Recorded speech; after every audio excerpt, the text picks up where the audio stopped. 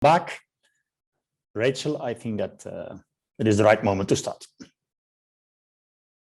Thank you very much, and welcome everybody to our fourth and final panel, where we'll be looking at how we can develop inclusive policies to support inclusive education. Captioning is available for this session. You can activate it by pressing the More button at the bottom of your screen and then selecting Show Subtitle. We also have interpretation in Portuguese and Spanish. You can activate that by clicking the interpretation button and selecting your language. Before we kick off this final panel, we have one final video to show you. And so Dimitri, if I ask you to start playing.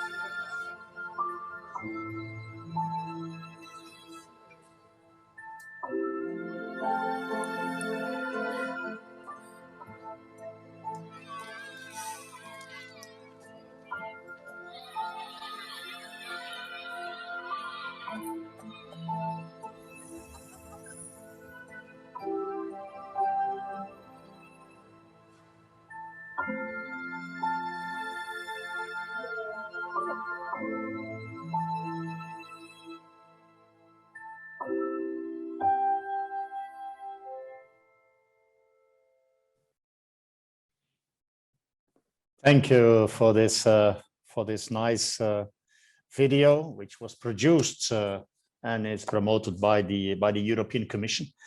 It's a video, as you have seen, addressing the discrimination issues that Roma has to face, which is also very relevant for the debate we will have now. Dear colleagues, dear friends, dear sector leaders, welcome at this last panel, a policy panel.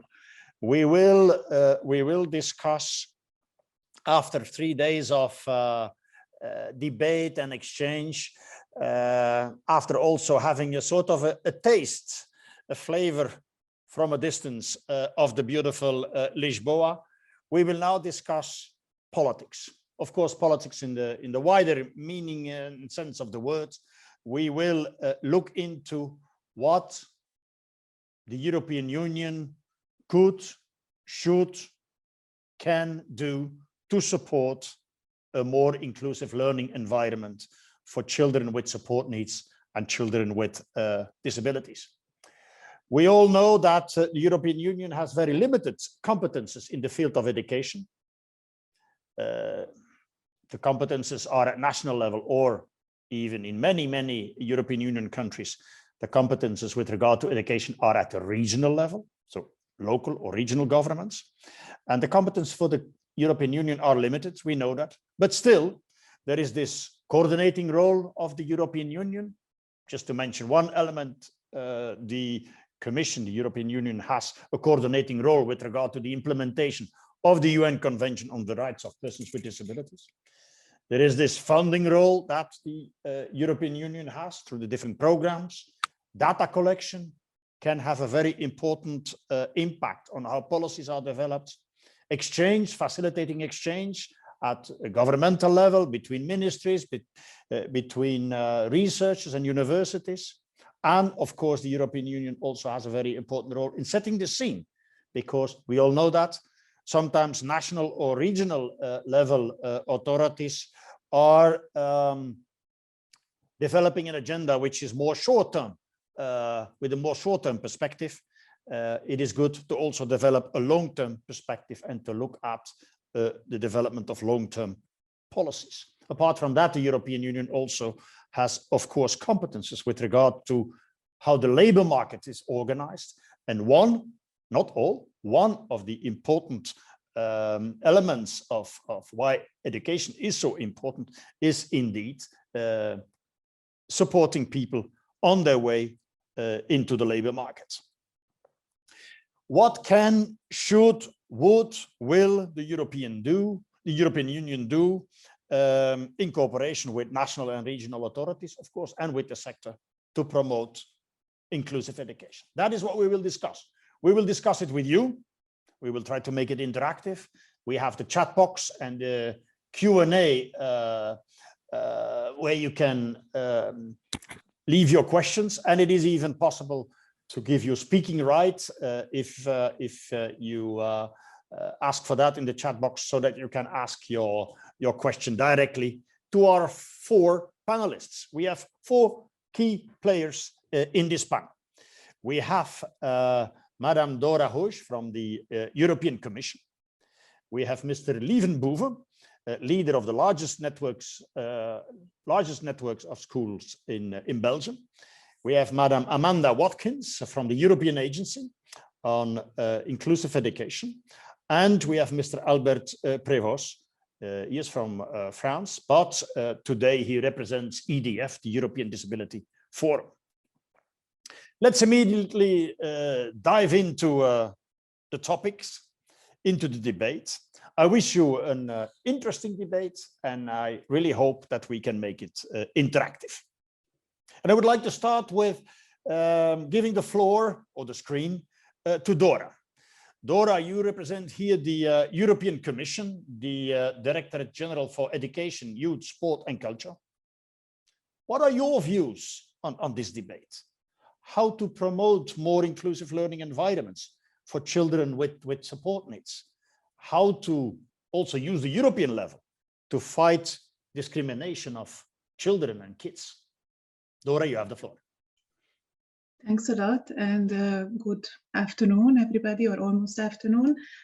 In my first intervention, I would like to briefly complement what Luke said about the limits of the EU competencies, but also the actual role that the Commission and the EU can take, and give you examples relevant for inclusive education, and also mention the current, this longer time perspective on education, which has come out recently on the European education area, and especially the vision concerning inclusive education. So as you know, indeed, education policy as such is in member state competence. They are responsible for the content and the organization of the educational systems, including the cultural and linguistic diversity.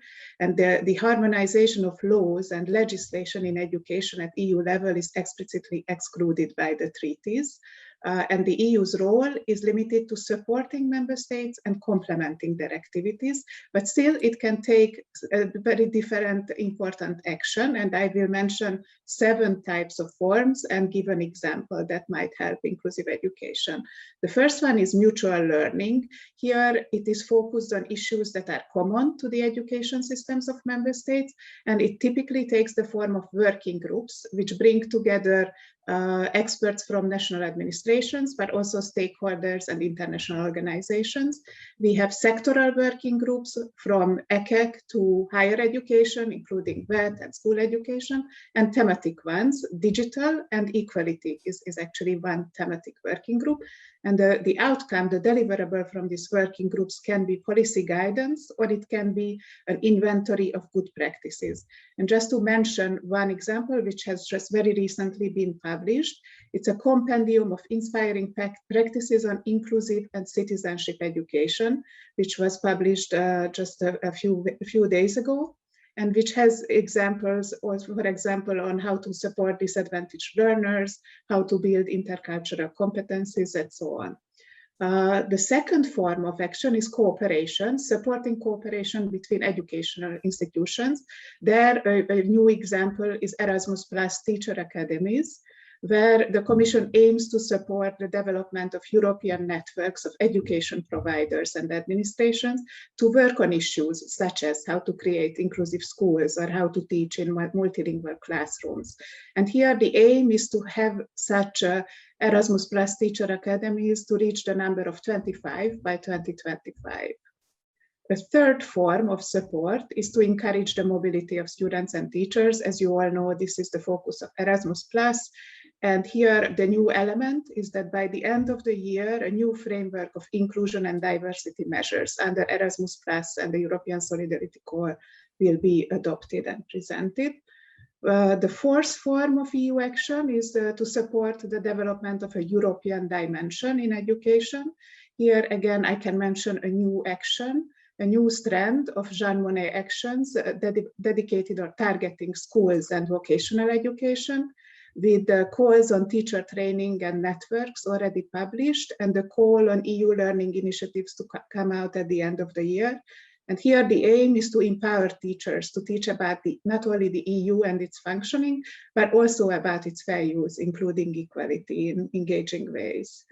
The fifth form to mention is very topical today. It's the development of distance education. And here I can say that the Commission is working on digesting the experience with the lockdowns and the switch to distance learning and teaching. And we'll come out with a proposal for a Council recommendation on blended learning for high quality and inclusive primary and secondary education. This will come out in the summer from our side, and then it will be negotiated in the Council. I think it's also a good example for the next form, which is making proposals for Council recommendations. Here, again, they are important not only because they are policy guidance, but also because they are adopted by the Council. So they reinforce the commitment of the Member States, and therefore they orient Member States reforms. To mention an already adopted relevant Council recommendation, I would refer to the 2018 Council recommendation on promoting common values, inclusive education, and the European dimension in teaching. Finally, the seventh form of action that the Commission can take is cooperation and joint programs with international organizations. Here I would mention a Council of Europe joint program on inclusive education with a focus on Roma children. It's called In School, and it's implemented in 4 member states, focusing both on the local level, based on the Index for Inclusion that you have heard about 2 days ago. And it is also engaging with governments to support inclusive systemic reform. And about this new vision of the European Commission for the future of education, it was presented in autumn last year in a communication, which is a policy paper in EU jargon, and it's about establishing a European education area by 2025. It proposes work in 6 dimensions, and each of them with EU targets and proposed actions. The 6 dimensions are quality, inclusion and gender equality, which is in the focus today, teachers and trainers, green and digital transitions through education and training, the transformation of higher education, and the last one is a geopolitical dimension. Among the targets that I want to mention of relevance to inclusive education, there is a target set for underachievement to reduce it to below 15%, another for early childhood education participation to increase it to above 96%, and the target on early school leaving to reduce it to below 9% by 2030. Okay. And maybe just to finish, I want to refer to the main challenges that we had in mind when designing this vision. It's underachievement. It is the school segregation, which is not decreasing. It's lack of digital skills and access, and lack of teacher training or sufficient teacher training on managing diversity and digital capacities. And just one action, there are a series of actions, but the most relevant one is a so-called Pathways to School Success flagship initiative, which aims to propose measures for member states to ensure that all children complete at least upper secondary level and have a baseline level of proficiency in basic skills and digital skills.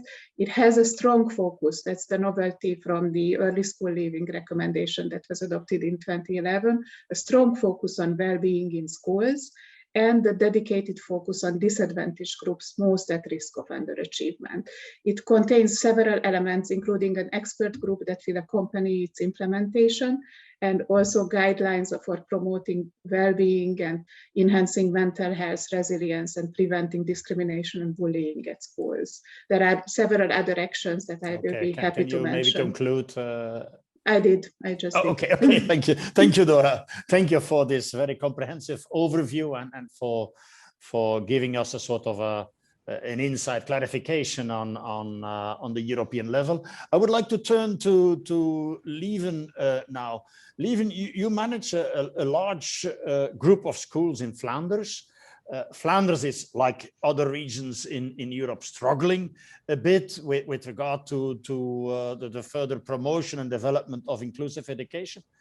What would be of help for you and for your network to make sure that we can further promote and push this agenda? What is needed?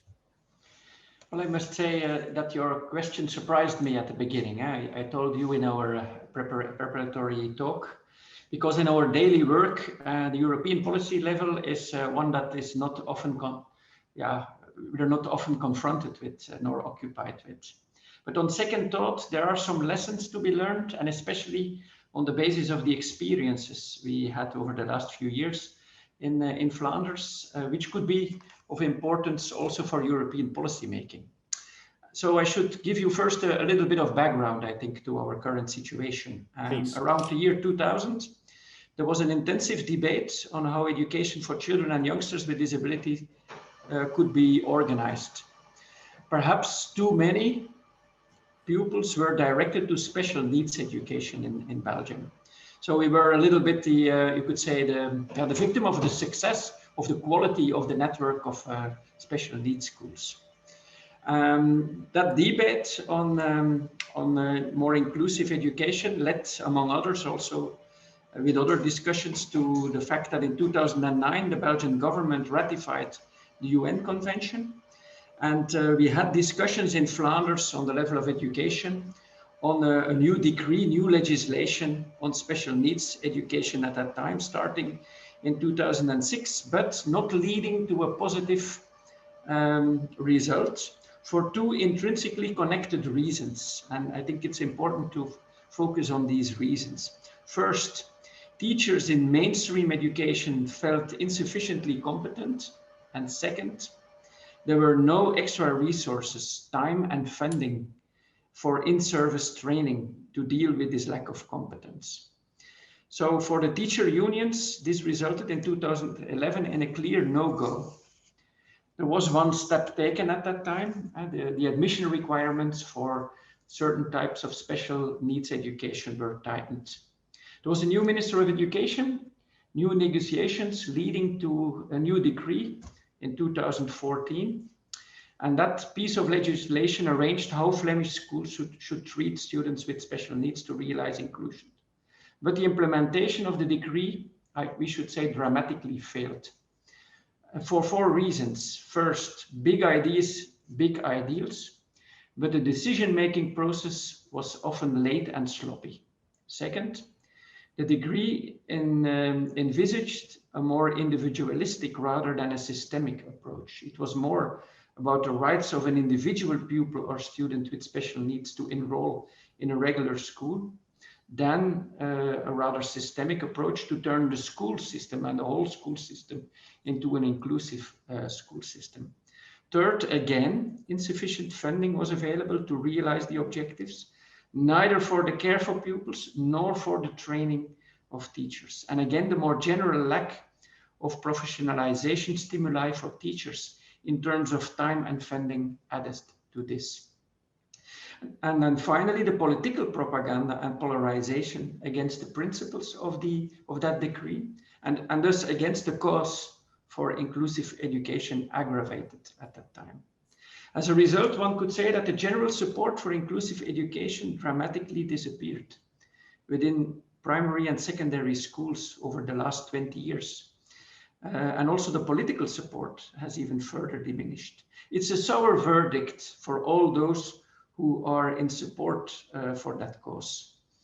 how well intended the original goals were. The M decree, the special decree of 2014, it failed. And even worse, our current starting position to work on inclusive education in terms of support for it with teachers and in our society at large has seriously been set back. So today we're working on a new decree, but given our recent negative experiences and given the political affiliation of our minister, we really think that we are going to take a step back and not reculer pour mieux sauter, because taking a step back to facilitate more progress is indeed something we should do, we think, in Flanders. But we're fearing that reculer pour mieux sauter, that is not what is going on. In conclusion, despite of a lot of ambition, idealism, goodwill, policy making, and especially a lot of efforts of a lot of good-willing people on the ground, overall, in comparison with the situation of 10 years ago, the cause for inclusive education has been seriously damaged. And yeah, even more, this Corona crisis has had a more negative impact. And I think this has been already also part of your discussions. Yes. So we see more pupils with special needs who need and will need support in mainstream education. And at the same time, we experience an increase of pupils in special needs schools. So on the basis of all these experiences, 3 recommendations. First, on a legal level, European policymakers, I think, should continue to support the implementation of legislation that makes inclusive education possible in the member states. And many European member states ratified the UN Convention, but just having legislation on that type of inclusive education is not enough. We also should see that the education system as a whole has instruments enough to foster such a inclusive education system. I told you in Belgium, especially the fact that we do not have a good professionalization system for our teachers, a general professionalization system, aggravated the cause for the fact that we could not train our teachers for a more inclusive education, that we could not add to their competences to work within a more inclusive education setting.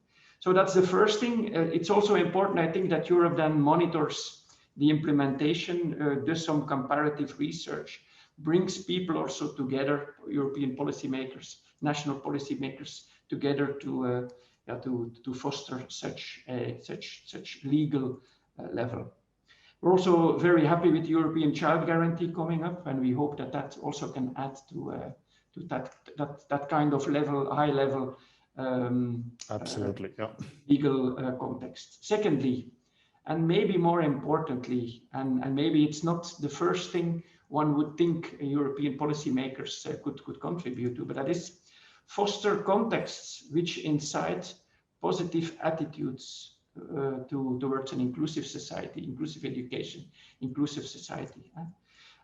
Because that's the most important lesson of the past, that implementing an ambitious legal framework doesn't work without working on these kind of positive attitudes towards inclusion, without working on the support within schools, within the society for inclusive education. And here I would think of international projects, bringing people together in international networks. Yeah. I think that's, and I think Dora also already mentioned certain things. I really think this is important, making that much more available, bringing that much more to the ground of concrete schoolwork. And then my third. Yeah, can you then conclude, Lieven? Yeah, that's my third, is the last Okay. one. Yeah. Good. Let's keep our focus on all levels, meaning inclusion is a general term and is often used these days as a general term. And of course, inclusion has to do with productively coping with all kinds of diversity in our societies, in our schools. But I think in terms of inclusive education, we should not lose our focus on caring for people with disability and special needs education. I think it should definitely always be a both and strategy. stick to that focus. And secondly, when we think about education, let's not only focus on enabling students and pupils to participate in learning to know, learning to do, but let's not forget that education is about much more, learning to live together, learning to be. Yep. And I think with that final note, I can finish. Okay, thank you. Thank you very much, Lieven. In the meantime, I saw the panelists and participants that there is an active debate going on in the chat box. There is a clear question to Dora. We will come back to that afterwards, after the first tour of the panel. Dora, the question is, there are so many good initiatives, so many very useful manuals at European level, but they do not reach the grassroots level. You should do something about the communication, or what can be done to make sure that the communication goes better and that this really reaches the grassroots level, the level of the teacher, the school, the pupils with support needs. And for you, Lieven, there is a question with regard to the UN Convention. The UN Convention has the status of international law. Can a member state then, or a region, just pick and choose and say, oh, this part of the convention we will not implement, or we will implement in a completely different way, or in a way bend the understanding a bit of what that article might mean. The questions around that. So maybe we can come back to that in a second round. I would like now to turn to Amanda. Amanda, you represent here the European Agency for Special Needs. That agency does great work, I think. You do very interesting research, data collection. But we must say that when you look at the impact on the ground, the impact is limited. So the question to you is, what is needed? What mechanisms are needed to have a real impact and to really promote this, let's say, school for all concept? Please, Amanda, you have the floor. Thank you very much, Luke. Thank you for the invitation and the opportunity to present some ideas from our work from the European Agency.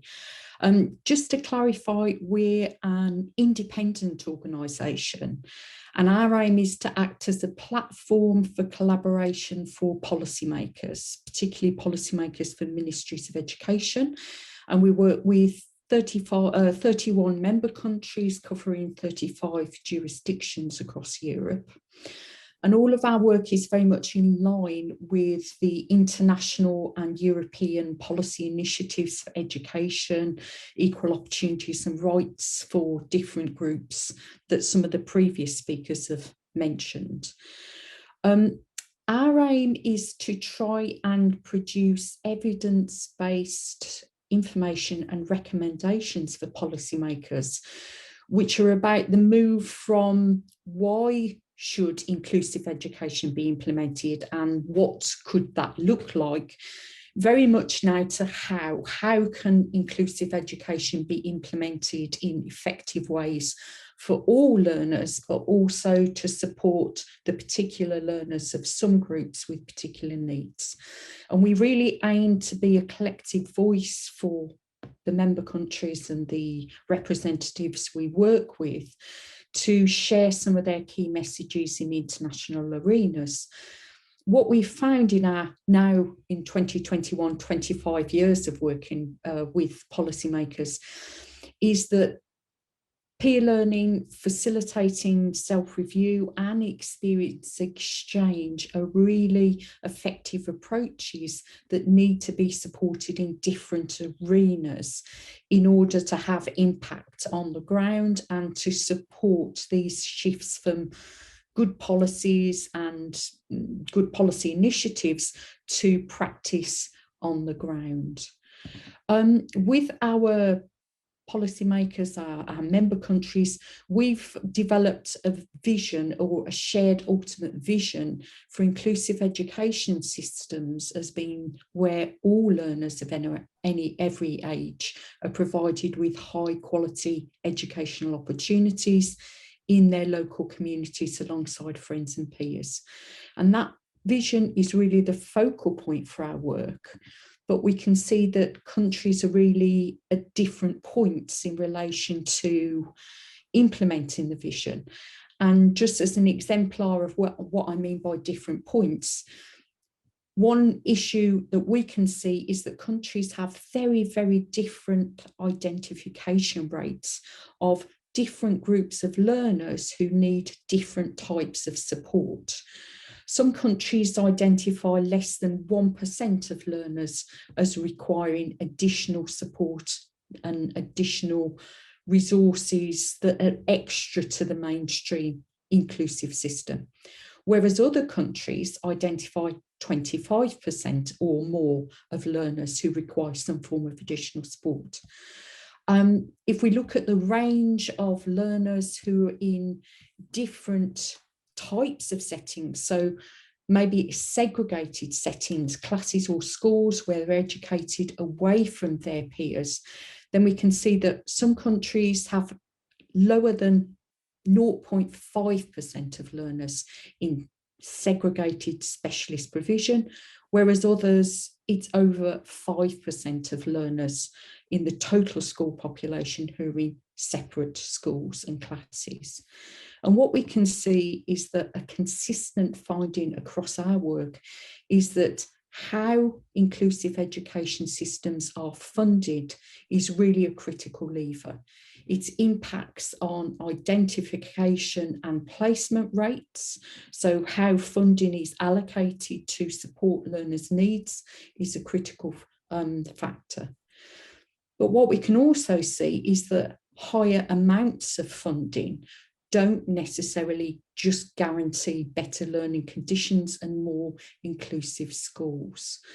And what we found from some of our work with policymakers and exchanging with them about, well, why are some of the reasons for this situation of funding being such a critical lever for implementing inclusive education, is that really successful policy implementation approaches for inclusive education really depend upon financing mechanisms and strategies that involve a range of stakeholders, but they also take preventative policy approaches. So financing mechanisms that aim to pay for inclusion and promote inclusive education rather than pay for different forms of exclusion have got to be an aim for countries and for policymakers working towards inclusive education. And we can really see that the current impact of the COVID-19 pandemic reinforces this need for prevention-based policy approaches. What do we mean by when we talk about policy which is preventative in its approach? Well, really, we're talking about policy actions which aim at avoiding exclusion before before exclusion happens. And so policy approaches which aim at being cost effective and long-term in terms of supporting teachers to be more inclusive, supporting capacity buildings for schools to be more flexible in the approaches they take, but also policy approaches which are aimed at reducing some of the compensation policy approaches that countries have. And we can see that special classes and special schools are in effect a compensatory policy approach. They're a strategy which really is saying the mainstream system can't meet the needs of the majority of learners, and so we've got to come up with something else. We've got to come up with a strategy which compensates for the failures of the mainstream education system. And what we can see is that these compensatory strategies are costly and they're self-supporting.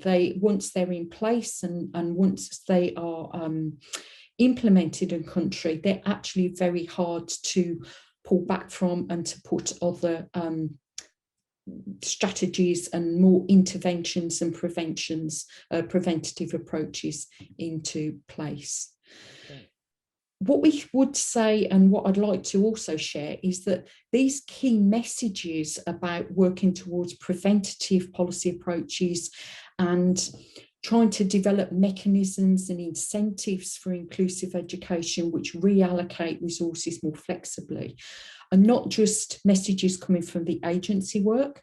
They're also messages which are coming from international work globally through the UNESCO Global Education monitoring reports, and the 2020 report on inclusion in education, and also the 2021 report which looks specifically at countries from Central and Eastern Europe as well as the Caucasus and Central Asia, also identifies funding mechanisms which focus mainly on special and separate education funding, which is linked to formal decisions of additional needs for individual learners, really leads to strategic behaviour from parents, schools and local authorities, which reinforces these separate tracks and these costly separate settings in countries. Okay, thank you, Amanda. Thank you for this contribution. What I picked up from the mailbox and from the chat box, at least two questions we should come back to later on. One is if there are so many different target groups that are in special schools across the European continent, and very different percentages of children in special schools, is that itself not a proof that inclusive education is possible for all? Just by showing how different countries deal with this. And then another question, which is, I think, also maybe a very interesting question for Lieven, is should the funding follow the students with special needs, with disabilities, and come with the students, or should the school system itself receive this extra funding? Should we reroute the money, so to say, to have an impact with regard to achieving more inclusive settings? And maybe also for Dora, for you, a question whether the European Union can do something to support also member states that are not European Union member states. Countries in Europe, can they be supported also if they are not EU member states? So let's move on and turn to Albert. Albert, you represent here the European Disability Forum. The European Disability Forum represents the persons with a disability across Europe. You represent well over 80 million persons with disabilities and with support needs. Also, parents have a very strong voice within EDF as key stakeholders, of course. How do you look at this debate with regard to inclusive education? And what is the way forward? Albert, you have the floor. Thank you, Luc. Thank you for so much for inviting EDF and me at this session. It's a pleasure and an honor for me to be with you today. Many important things have been said already by people before me, and I would like maybe to begin with a general comment on inclusive education seen from EDF. As you know, EDF's main action is based on the implementation of the UN Convention on the Rights of Persons with Disabilities. And we are therefore very attentive to the application of Article 24 and the General Comment number 4, released by the Committee of the Rights of Persons with Disabilities.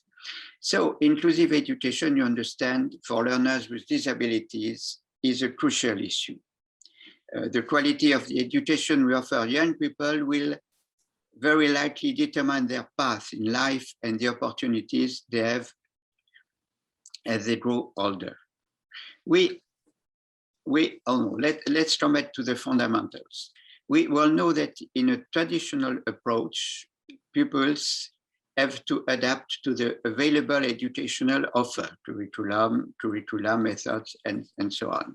The education system maintains its status quo.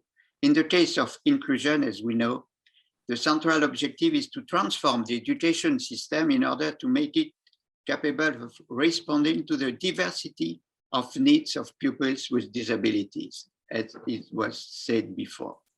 It's no longer the child or group of children that has to adapt to the available educational offer, but the offer that adjusts to the needs of each people. This brief look back to a definition that you all know perfectly well, has only one objective for me, is to remind us that it is not enough to enroll pupils with disabilities in ordinary schools to achieve inclusive education. Inclusive education cannot be achieved either simply by improving existing devices or creating special ones. An accumulation of devices does not, in my view, does not constitute a policy. It is a whole state of mind that must change. Remedial practice and the setting up of specific arrangements are not sufficient to meet the requirements, as it has been said before, of inclusive education. Inclusive education must be the guiding principle of the whole education system. As long as the inclusive approach is not declared to be the guiding principle of the education policy in a country, it will remain the subject of experimental initiatives linked to individuals, some leaders, or convinced or motivated academic team, but will not irrigate, let's say, permeate the entire education system. So in our view, inclusive education implies a complete revolution. You know, in France, we like the name of evolution. Yes. Revolution for all our school systems and challenges most of their foundations. I can take as an example my country, France, but I think it's the same for quite a lot of other member states. Inclusive education calls into question many of our practices. For instance, it calls into question the idea of a general standard indicated by a grade and a deviation from a numerical average of the student's performance. It calls into question the notion of educational failure, which in inclusive education will not longer be that of the failure of the pupil, but the failure of the institution. It's not the case in France now.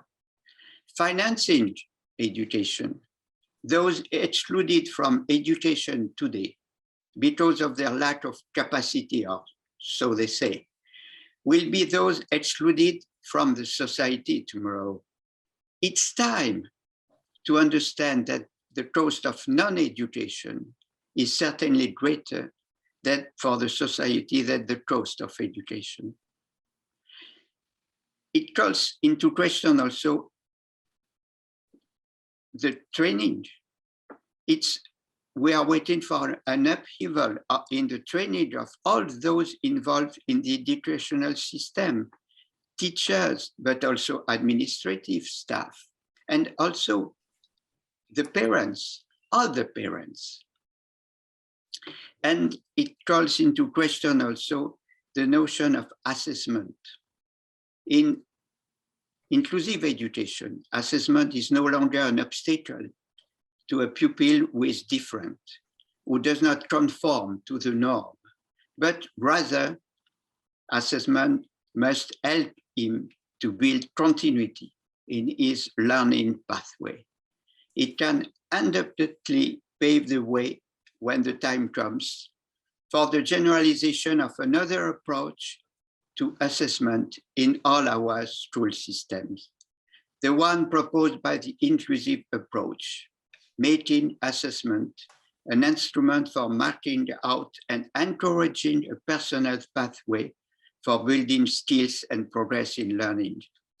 In law, you know, in law we speak of the presumption of innocence. With inclusive education, we can establish the principle of the presumption of capacity and the hypothesis of an always possible pedagogical psychological adaptation.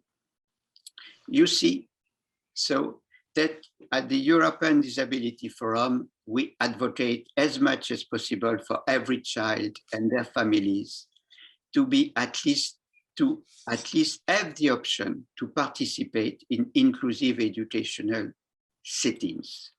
And there are many reasons for that. The first one is obvious. It's because education in a mainstream inclusive setting, when done with care and with the right support, can offer the opportunity to as many young persons with disabilities as possible to get a high quality education and receive recognized qualification on the same level as their peers. In this regard, Luc, we are fully in line with the Espd declaration in Salzburg and its recommendations on inclusive education. Secondly, the importance of being included in mainstream educational settings is the feeling of being fully part of a community and visible to those around you, rather than being hidden away. Even if a child with a learning disability, for example, does not complete the same curriculum as his peers in the same school, the fact of attending the same physical educational institution can be hugely symbolic, and not only symbolic. It also instills a respect among all young people in the community for the diversity of the society and the worth of every person while embracing our differences.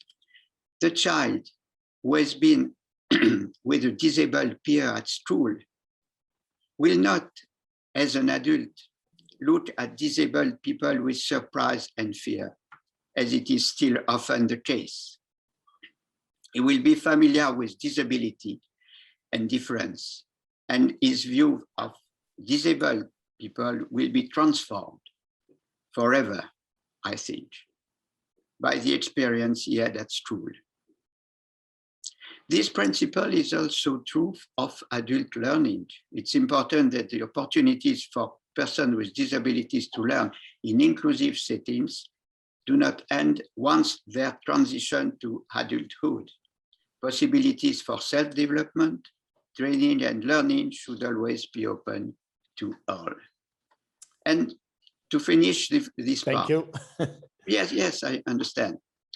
To finish, I just want to put a stress on the onset of the COVID pandemic and the move to online learning for many young people in Europe and globally.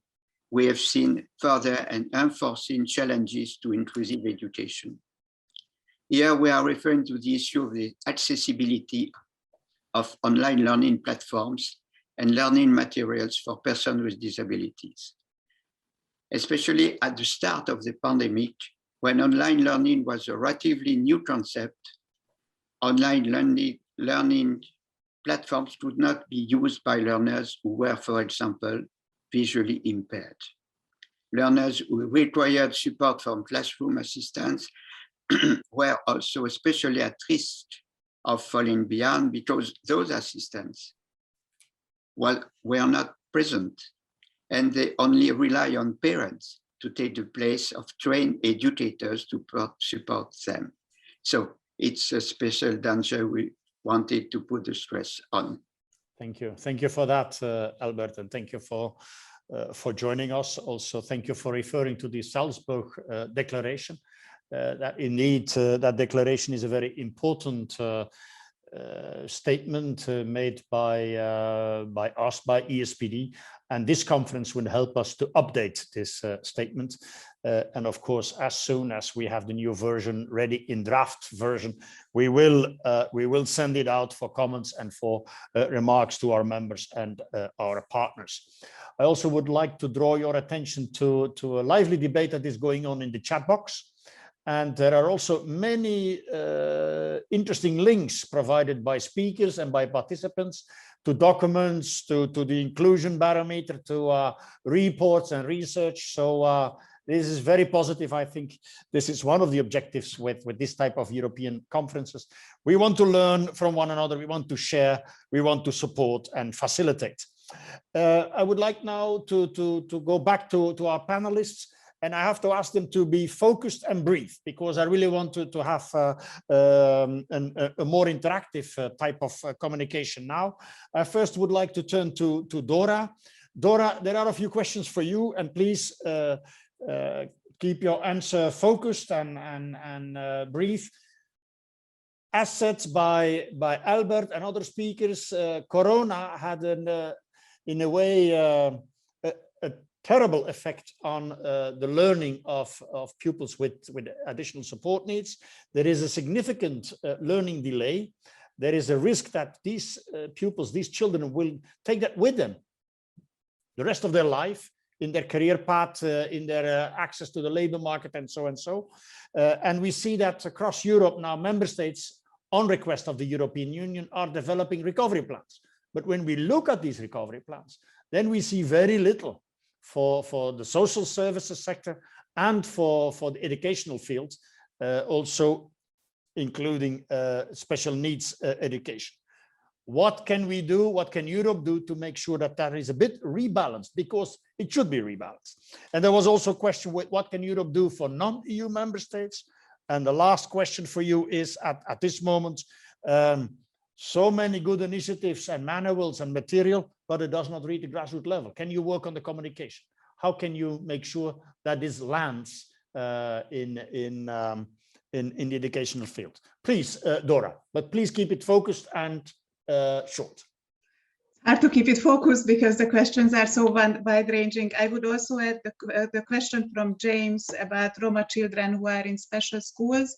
There actually the Commission has legal tools, and there is an ongoing infringement procedures against 3 member states for the segregation of Roma children in 2 ways: their disproportionate placement into special schools and their segregation in mainstream education.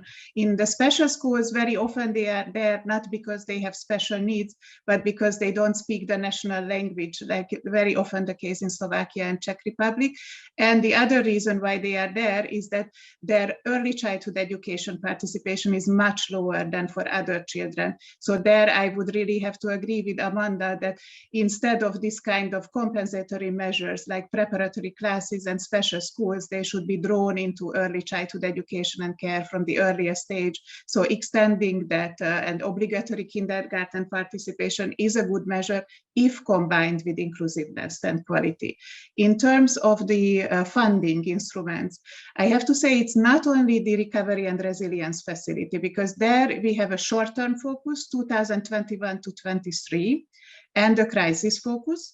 But a very similar reforms, especially inclusive education, can also be funded from the European Structural and Investment Fund, in particular the European Social Fund Plus and the European Regional Development Fund. Here, what the Commission position is that these funds, all of them, should focus on reform priorities, and these reform priorities are set in the so-called European semester of the Europe 2020 socioeconomic governance framework. So here, the Commission proposes and the Council adopts country-specific recommendations on the reform priorities, and about 22 member states have a recommendation on education. 20 of those touch on various aspects of access and inclusiveness and disadvantaged groups. So the Commission wants these member states to invest there. But I have to agree with Luke, unfortunately, that what we see in the draft recovery and resilience plans and the first final ones that started to come in is that they are very strong on, for example, digitalization. They are very strong on the labor market relevance of education. So education is there, but equity is not there enough. And here, this is contrary, unfortunately, to the Commission's expectations.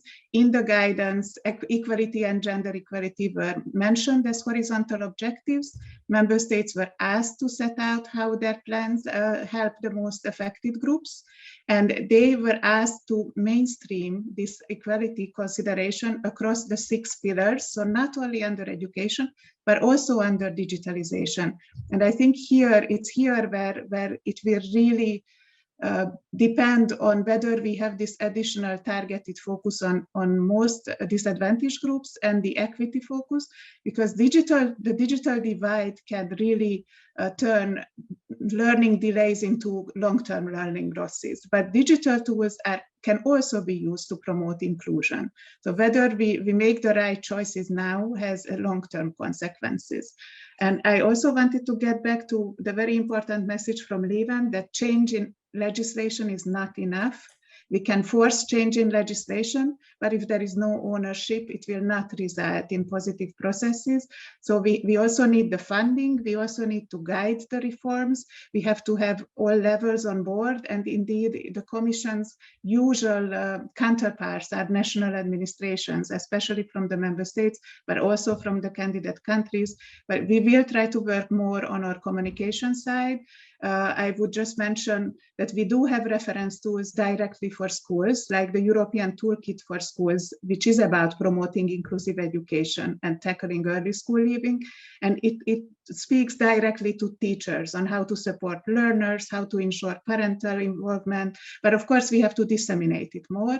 And on this, we will have a new European education area portal, which will try exactly that, to have a broader dialogue in the whole of the educational ecosystem and not just with the national administrations. Maybe one more word on candidate countries. They have to meet the so-called Copenhagen criteria, so they have to respect the rights of minorities. And there are several, it's part of the accession negotiations and part of the funding under the IPA 2 funding. So of course, it's a different process, but the same values and the same expectations oriented. Yes, thank you for that, Dora. Indeed, with regard to the recovery plans, we see it across Europe. I think that still the old, outdated economic thinking is very, very dominantly present. Thinking that investment in infrastructures, in railroads, airports, and motorways will lift us out of this crisis. And we're not saying that is not important, but it's a very old recipe, and we should think a bit more creatively and invest in a more inclusive society, I think, and unlock the creativity and the possible contribution of all to our society, to our communities, and to our economy. So I really hope that indeed also education and social services development will become a bit more and a bit better represented in these recovery plans. Thank you also for stressing the actions you're taking to have a better communication. Just a little suggestion, we are available. We as networks could support in disseminating messages, in disseminating material, and I'm sure that networks, umbrella structures, such as the network of Leven, and there are so many others in Europe, can become also a very important instrument and facilitator for you in spreading certain messages. Leven, let me turn to you. A few, I must say, rather challenging questions and remarks were made if I follow the chat box. And the first one is about, and it was brought up already 2 days ago at the start of this conference, the Salamanca Declaration is almost a generation old. And in that Salamanca Declaration, it was stated that we should invest in teacher training and development. And still we keep on hearing that teachers are not ready. That statement is a generation old, and still there seems to be a problem there. There were questions with, should we close schools, special schools, to make sure that the money really is rerouted? And then there is the question with regard to, should the funding follow the pupil with support needs, or should it go to schools, to infrastructure, to the teachers? Your views on that, please. There was also the question on the convention is law, yeah, no? Can a country pick and choose? Please, leave it. Well, we cannot pick and choose because once a country adapts to the convention, then it can be also juridically be taken accountable for it. So what but in Flanders, as we see it, I think it will be so we will have the legislation, and then it will be up to our courts, I think, to see how and in what way Flanders is respecting its allegiance to the UN Declaration. So I think at this very moment, politically, I think that our current minister thinks that he indeed can take a serious step back. But of course, this is a juridical question in the end, political juridical question in the end. And I presume we have a very well-organized group of parents going for inclusion, that they will see to the possibilities of legally going that way to see whether the legislation conforms to the UN Declaration. Second question, Salamanca and teacher training and in-service teacher training. Yeah, the big problem in Flanders is not that there have not been a lot of efforts to do that, but I think the general conditions of professionalization of teachers are just not okay. If you see that every school receives for a teacher 30-40 euro a year for professionalization, that in the assignments of teachers there is no time foreseen as a right, you could say, for professionalization, then it's the general setup of professionalization which lacks. And that was one of my comments as well, when I said, well, okay, legislation and regulations for inclusive education are fine, but the broader set work, the broader setting of education has to be ready to implement this. Mm-hmm. And in that regard, the Thalys reports on Flanders, but not only on Flanders, on many European countries are not that good. If you look at professionalization of teachers. So seemingly, and that's a little bit contra-intuitive, you could say, that lifelong learning is something we do for others, but seemingly we are not feeling ourselves subject to, and at least the system is not promoting it. Third, are we going to close our special needs schools? Well, if I ask the directors and boards of our special needs schools, they will say no. But of course, Flanders, that's a little bit of the tragic situation in Flanders. We have been so successful in accompanying youngsters with special needs in our special needs schools, that the difference between our ordinary schools and our special needs schools is huge. And it's not by just closing, and I have also seen in the chat, yes, let's do that as a shock therapy. Yeah, but it's about children. Yeah, and it's about, and if I see the enthusiasm and the care of people in our special needs schools, there should be other ways to deal with that. And that's why we, as a Catholic educational network, we would rather go for an inclusive educational system, where places for special education, when they are integrated in the whole, can stay on with their special expertise, but within an inclusive system, where an assignment to a special needs place is not a verdict for life, but is something which is integrated in a whole of education, and where mobility and the mobility needed for each child according to the support the child needs remains possible. Which immediately brings me to the next question of the money.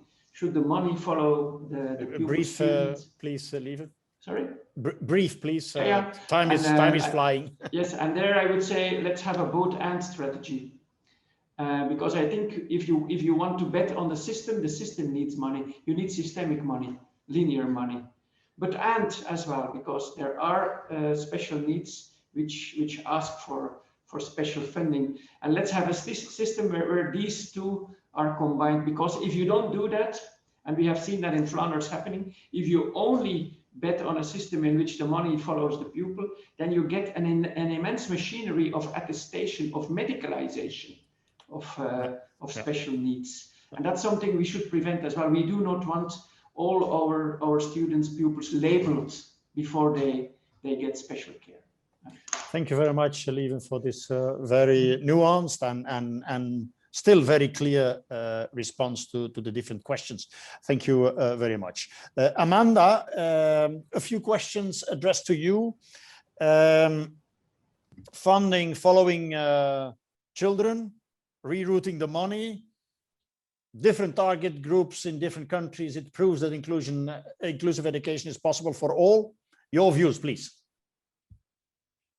Okay, in 1 minute, I yes, think please. very easily I could say a lot of the points, you may have seen me nodding leave, but I was totally supporting some of the points you were making.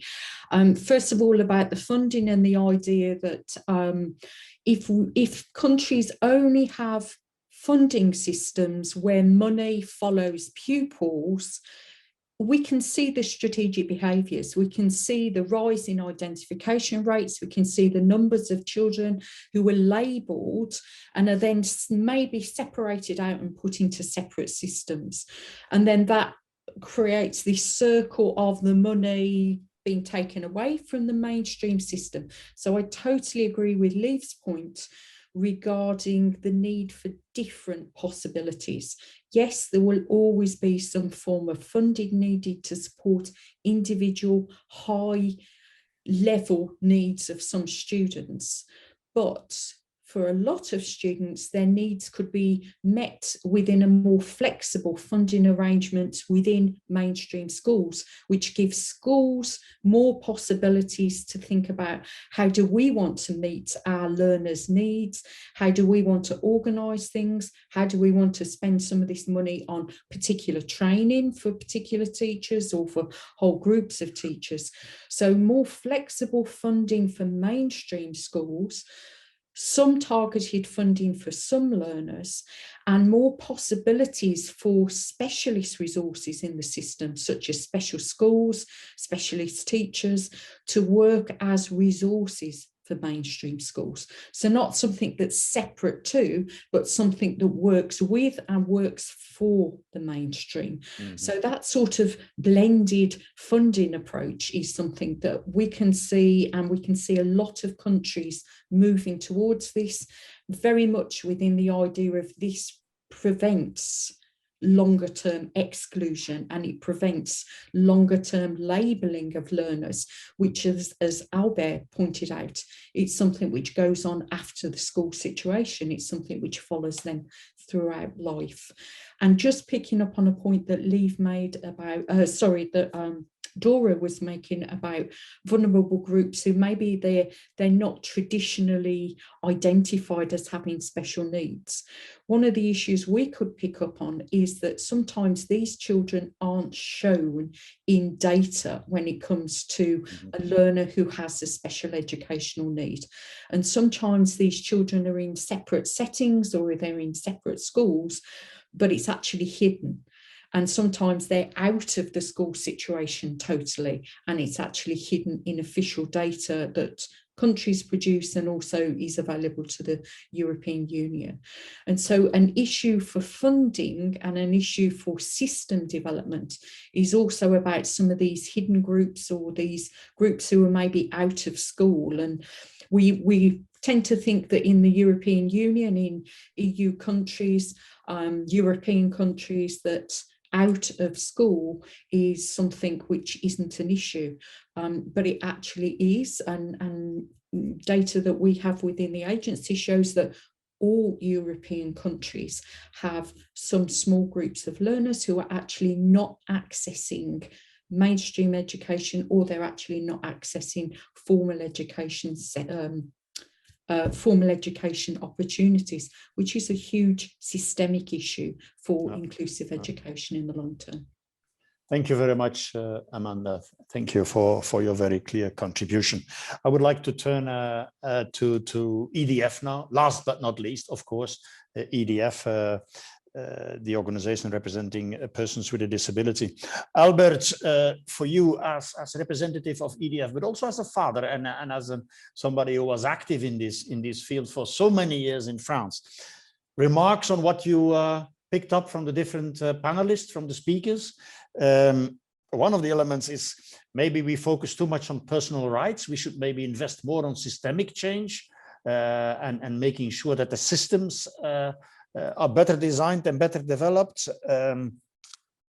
I saw confirmation that once children are put on a segregating track, that it's very difficult to bring them back into the mainstream, so to say, also later on in life. There we should go for more flexible systems. Please share your thoughts with us. Thank you. Thank you. I totally agree with what said Amanda. It was very interesting. I think it's exactly what we are on the same line. But I have I just want to add what EDF is lobbying for at the moment, because we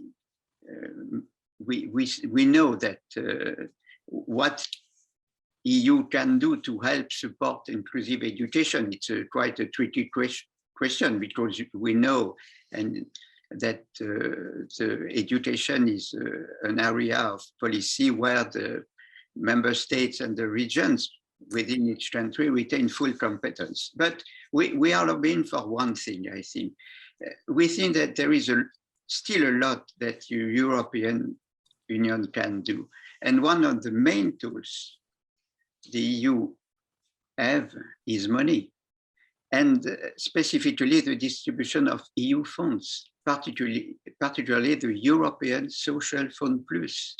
We would like to see this money invested throughout the member states to train teachers in this new way, this new training we need now, to train teachers and classroom assistants. It's important in involving learners with disabilities in mainstream settings, because the future is to go into mainstream settings. I'm convinced of that. And in the same field, we would like to see funds as the Regional Development Fund, going towards making schools more physically accessible for persons with reduced mobility. It remains a problem, for instance, in my country at the moment, and especially for older school buildings. There is a need for that. It's very simple, but we have to do this. And some schools are completely inaccessible. And we need the help of the Regional Development Fund. I think it's important. In the same way, we would also like to see the member states use the COVID-19 recovery and resilience money to invest in educational reforms that put inclusiveness and accessibility at the heart of the system. And particularly in countries where the level of learners with disabilities in inclusive education remains low. We can use this recovery and resilience money. And finally, I think the EU is looking increasingly at digital education, particularly through the European Pillar of Social Rights Action Plan. We would like all work on digital education and e-learning to prioritize setting standards for accessibility to reduce the ongoing risk of learners with disabilities having their education disrupted or halted due to accessibility issues. You see, we think that European Union can do many things. They do many things, but we are lobbying for even more things. School acts as a metaphor of society, you know, and if we want an inclusive society, we need to have an inclusive school, of course. And what we need is to have more and more social cohesion. I think this begins in schools. Yeah, yeah. Thank you very much, Albert. And in a way, you round up, you conclude this debate in a very, very nice way. I would have loved, I must say, to continue the debate, but the time is gone, so we have to bring this debate to a conclusion. I will not try to summarize what was said, but I have 4 or 5 elements I think that we should take with us and maybe further develop in our update of our own Salzburg Declaration. And of course, we should restate, I think, that inclusive education is a right. It is clearly stipulated in the UN Convention, and that can never be ignored. And segregation, there is a risk that segregation indeed is for life. So we should develop systems that try to avoid these type of well, let's say negative processes and effects, echoes on the lives of people. Secondly, and that is important, I think, maybe in the past we invested too much on how to further explore the individual rights. The systemic change is absolutely needed and should be part of any strategy. That point was made by many of the panelists, I think, and we saw it also in the chat box. We have to look at the systemic change. And there are different elements for this systemic change. For instance, in the curricula of the teachers, inclusive education should be a much more integrating part of the curricula of the teachers and the coming generations of teachers. Including into the systemic change might also be at least a good part of the money should be rerouted. We have to invest in the schools and in the teachers, of course, but also for specific learning needs. It is good that the money follows the pupil, follows the individual. So systemic change, very important second point, I think. Third point, which was made by some of you, is when the school career starts, the child is already 5, 6 years old.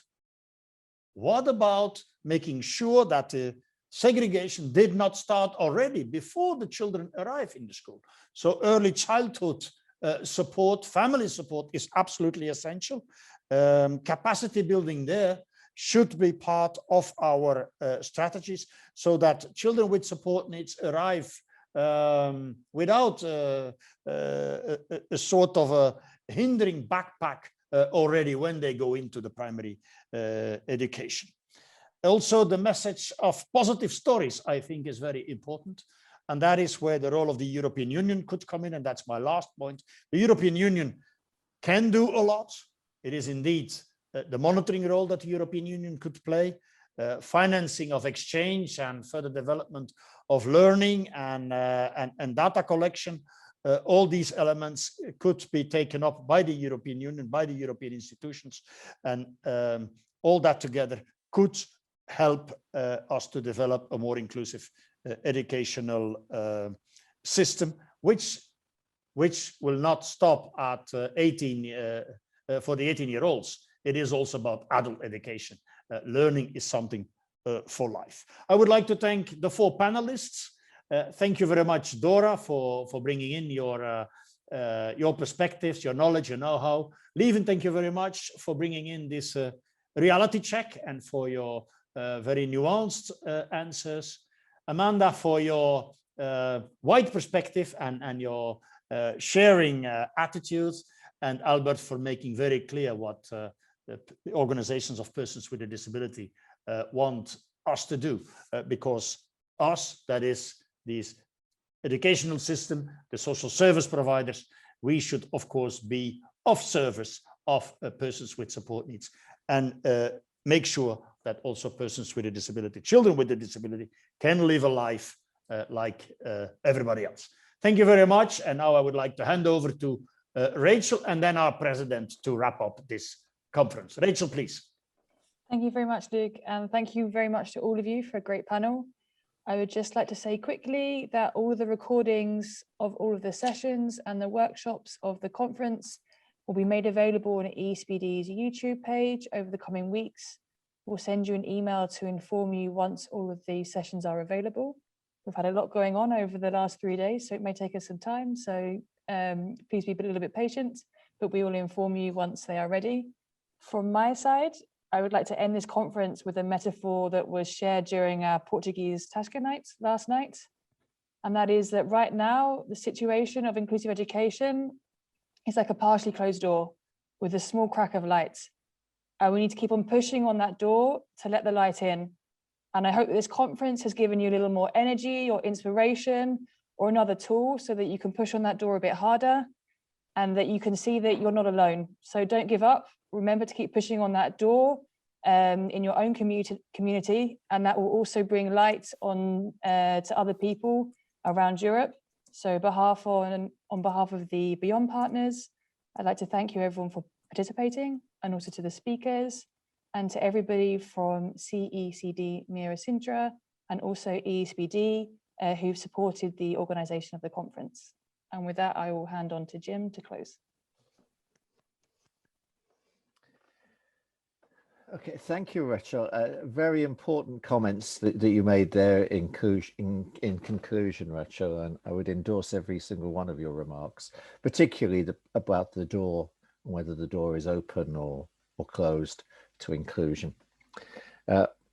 It's been a marvelous conference, and I can say that because I've been a delegate for most of it rather than a contributor, so there's no conflict of interest there.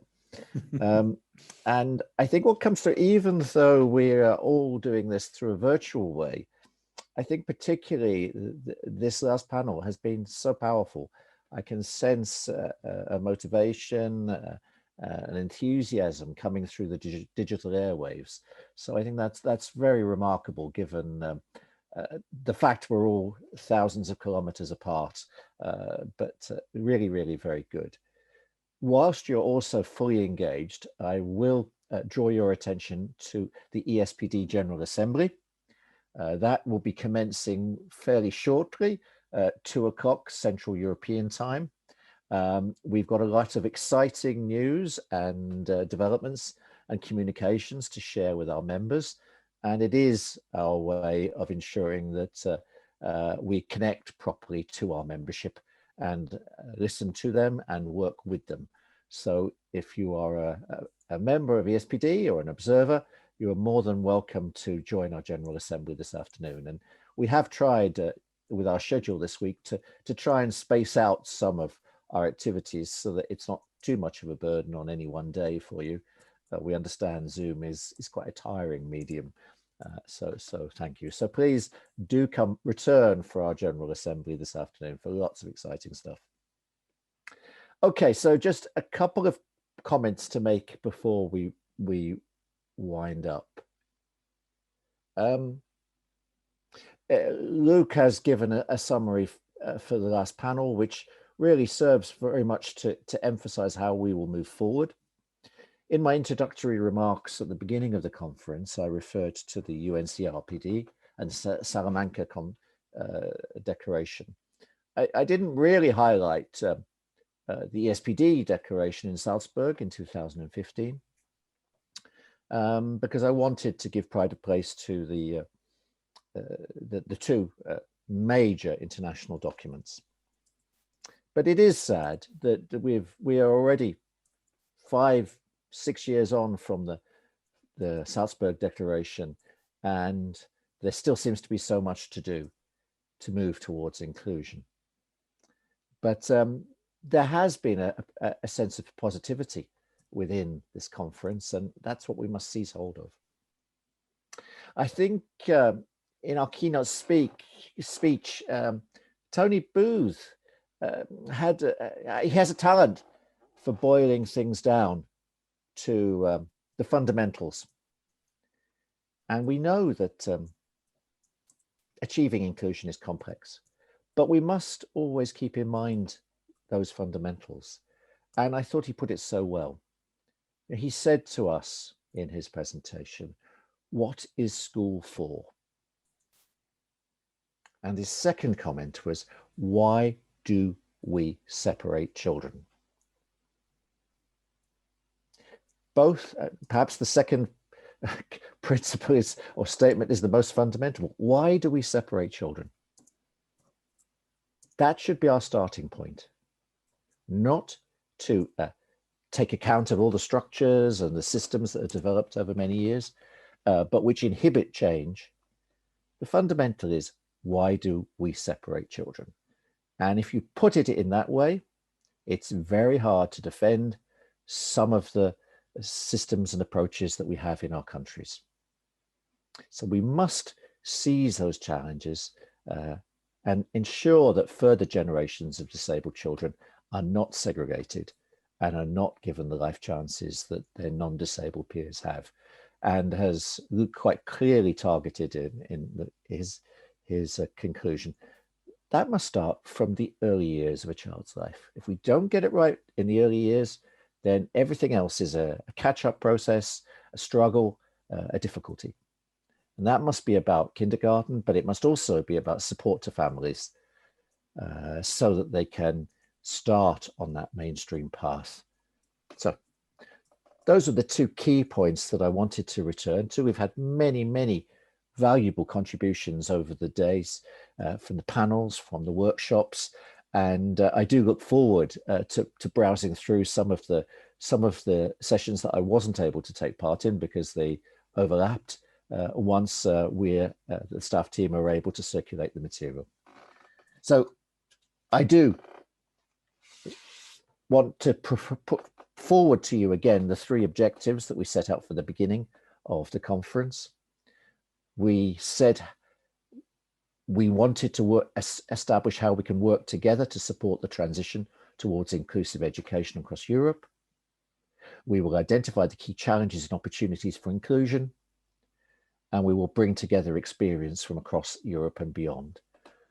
I hope, dear delegates, that you understand and will agree that we have achieved those three objectives in our conference, and that we will move forward now to reshape a new declaration on employment as our contribution on education, as our contribution to achieving change and achieving inclusion.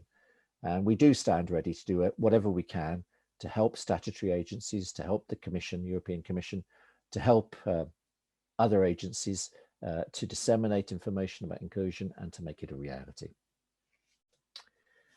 So usually when we're together in one room, one of the most nicest aspects of being president is having the opportunity to thank all of the speakers.